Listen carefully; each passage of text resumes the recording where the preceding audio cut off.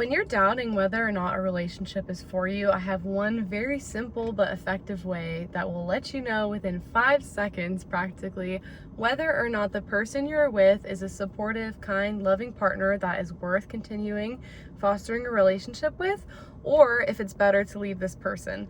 And what you're gonna do is you're gonna take out your notes app, or you're gonna take out a piece of paper, preferably pen and paper, because that mind to body connection is there.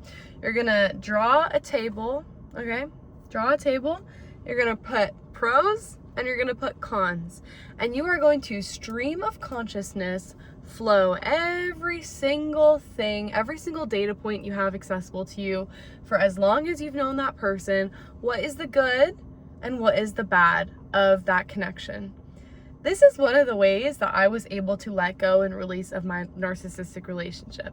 A lot of the times we're at war with ourselves, like, should I leave this person? Should I go?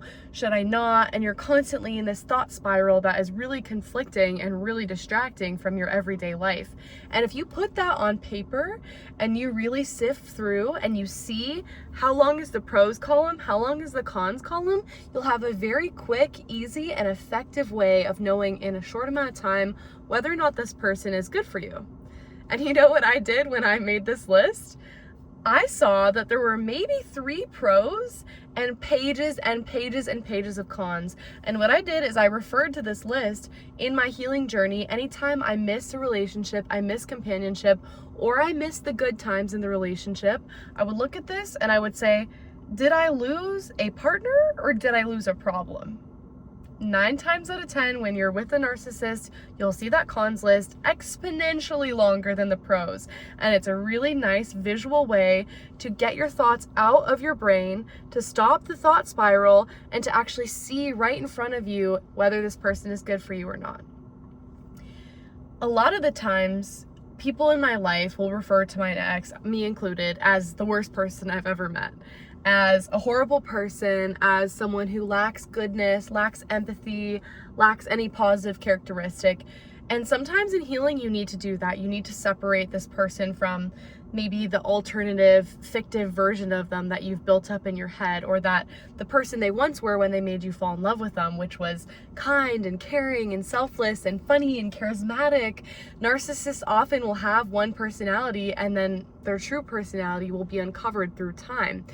But I need you, if you're in that state where you're in a rage, there's multiple stages of grief. One of them is anger. If you're in a state of anger, which I have found through this breakup and healing process, is you want to write them off as a terrible person that has never had any good impact in your life. But that is not true.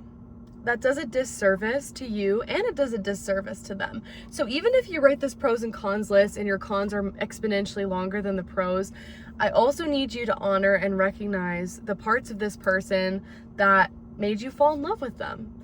Otherwise, if you write them off as terrible, horrible, no good, very bad, you're making yourself feel stupid and you're making yourself dismiss your reality. At one point you did fall in love with this person. There are some redeeming qualities and you can honor those memories and you can honor that goodness that they displayed at one time.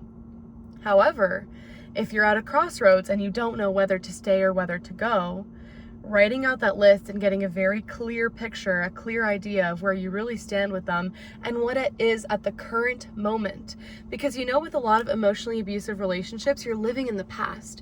You're living in the promises that they tell you, I'm gonna be better, I'm gonna change, I won't do this, I will do this, everything you need, I'm there for you. And oftentimes they do follow through for a certain amount of time, couple days, couple weeks, couple months, just long enough so that they get you back in their toxic cycles, so that they understand, oh, I can treat her like poop again.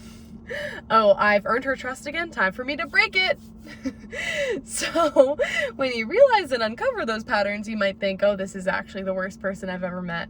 But do honor who they were, but more importantly, see where they are at now. Take the real data. Don't live in a fantasy world of what they could be or what they once were. Look at the now. When I did that, like I said, I got a really clear picture of this person is not good for me. You know what the pros were? The pros were all in the past. They used to be romantic. They used to tell me affirming, positive, happy, loving statements. they used to get me flowers. They used to treat me nicely when I was sick. And when I looked at the cons were, doesn't respect me, doesn't care for me in times of need, doesn't acknowledge my reality, doesn't accept my needs, doesn't accept my family, doesn't accept my friends, doesn't show up at my worst and vulnerable moments, keeps me in cycles of distress, promises to do better, then backtracks, breaks promises, lies. Like, the cons went on and on and on, and it was almost comical for me to take a step back, to zoom out and look at this list and be like, what are you doing? Why are you keeping this person in your life that's literally tormenting you? And I had a conversation today with another woman that was a victim of emotional abuse, and she was saying that her list in her phone, pros and cons list, or something to that extent, is why you left. It's titled Why You Left. And anytime she feels a pang of loneliness, a pang of separation, of missing her partner, because that is very real. Even in a toxic relationship, you do miss your partner. There was once good with them. There was maybe feelings of care, maybe feelings of love. And to get that swept out from under you, even if you're the one leaving, and even if it's a toxic relationship, you still miss that person. And so you still crave that intimacy, especially in the acute stages of the relationship breakup. Of course you want to be with them. Of course you want to talk to them. You want to feel loved. You want to feel held. You want to feel seen. And you built a life with this person, no matter how long, no matter how serious the commitment. At one point there was a trust, and there was loyalty, and there was love. And so to lose that, and especially to lose that when it was a toxic, harmful, abusive relationship, you have to get really clear on why you left or why you wanted to leave. And oftentimes it's multiple attempts to leave. I went back and I counted every single time I actually tried to end the relationship. Guess how many attempts it was? 13 attempts, serious attempts I made, where I packed my bags, where I said it's over, where I called a friend, where I called my mom, my dad, I said I can't go back, this is it, I'm done. 13 times, because it is so hard to break that attachment, and it is so hard to negotiate that. Yes, there was good, otherwise you wouldn't have gotten with them, but at the present moment there is more bad than good. And why would you stay in a situation that is making you 50% happy, 50% distressed? I was like, my friend, post-processing the breakup, I was like, when it's good, it's really good, and when it's bad, it's really bad. And she was like, okay, like what percentage of the time is it really good, or good in your opinion? And I was like, about 50. And she looks at me and she turns her head to the side and she goes, Bianca, that's a failing grade. 50% good is actually really, really bad. And it wasn't until I made that pros and cons list, I thought it was 50%, and I made that pros and cons list, and I'm like, oh damn, it's actually more like 20-30% good. So a good part of healing and a good part of going through these processes is you have that fall back on.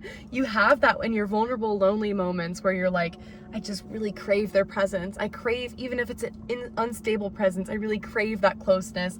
I crave that future that we fantasized over together. I crave the goodness that was once there.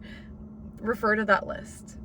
And if you go through that exercise and you're not sure if you're part of a toxic relationship, trauma bond, affected by a narcissist, you make that list, you get really clear, oh, maybe you're surprised. Maybe you're going through a hard time in the relationship, and at that moment it feels like it's never good and the world is ending.